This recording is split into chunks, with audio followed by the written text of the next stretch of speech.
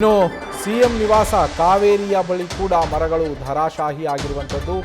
ಮರ ಉರುಳಿಬಿದ್ದು ಕಾವೇರಿಯ ಕಾಂಪೌಂಡ್ಗೆ ಹಾನಿಯಾಗಿದೆ. ಕುಮಾರಕೃಪಾ ರಸ್ತೆಯಲ್ಲಿ ಬಿದ್ದಿರುವಂತಹ ಹಲವು ಮರಗಳು ಸಾಲು ಸಾಲು ಮರಗಳು ಬಿದ್ದ ಹಿನ್ನೆಲೆಯಲ್ಲಿ ಕುಮಾರಕೃಪಾ ರಸ್ತೆ ಬಂದಾಗಿದೆ. ಗಾಲ್ಫ್ ಕೋರ್ಸ್ನ ನೆಟ್ ಮೇಲೂ ಕೂಡ ಮರಗಳು ಬಿದ್ದಿದ್ದಾವೆ.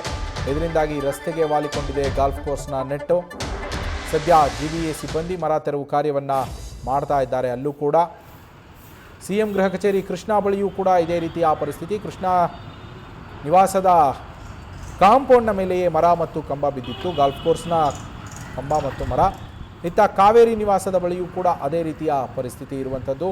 ಸಾಲು ಸಾಲು ಮರಗಳು ಏನು ಅಲ್ಲಿ ಬಿದ್ದಿದ್ದಾವೆ. ಹಾಗಾಗಿ ಕುಮಾರಕೃಪಾ ರಸ್ತೆಯನ್ನು ಬಂದ್ ಮಾಡಿ ಮರಗಳ ತೆರವು ಕಾರ್ಯಾಚರಣೆಯನ್ನು ಮಾಡಲಾಗ್ತಾ ಇದೆ.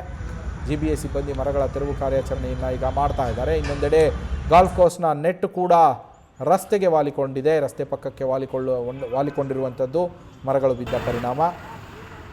ನಿನ್ನೆ ರಾತ್ರಿ ಸುರಿದಂತಹ 2 ಗಂಟೆಗಳ ಧಾರಾಕಾರ ಮಳೆಯ ಬಿರುಗಾಳಿ, ಗುಡುಗು ಮಿಂಚು ಬಿರುಗಾಳಿಯ ಸಹಿತ ಸುರಿದಂತಹ ಮಳೆಯ ಎಫೆಕ್ಟ್ ಇದು.